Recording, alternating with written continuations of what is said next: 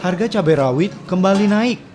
Di Makassar, Sulawesi Selatan, kenaikan harga cabai mulai dirasakan sejak sepekan terakhir. Dari pantauan di pasar tradisional Pabaeng-Baeng, harga cabai rawit telah menembus hingga Rp70.000 per kilogram. Padahal sebelumnya, harga cabai rawit hanya di kisaran Rp30.000 per kilogram.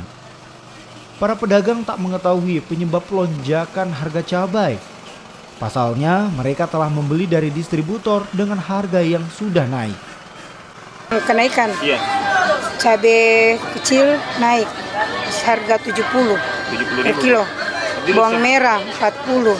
kalau sebelumnya cabai Sebelumnya 30 bawang merah. Cabai biasa 30, 40.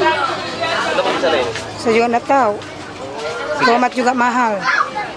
berapa tomat? 15 sekilo, biasanya 10.000. Sejak kapan Ibu mulai? Sudah 4 hari yang lalu. Selain cabai rawit, komoditi lain yang alami kenaikan adalah bawang merah. Saat ini bawang merah dijual Rp40.000 per kilogram. Dari sebelumnya yang hanya Rp30.000 per kilogram. Arif Tirtana, Kompas TV Makassar, Sulawesi Selatan.